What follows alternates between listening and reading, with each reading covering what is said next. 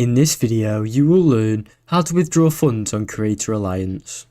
First, log into your account. Start by logging into your Creator Alliance account using your credentials such as your password and username.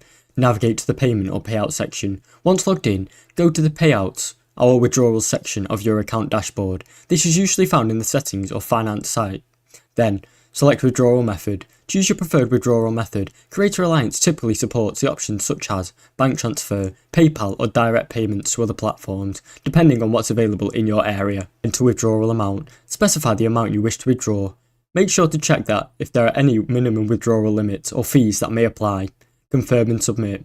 After entering the withdrawal details, review everything carefully, then confirm the withdrawal. Some platforms may require additional verification for security reasons.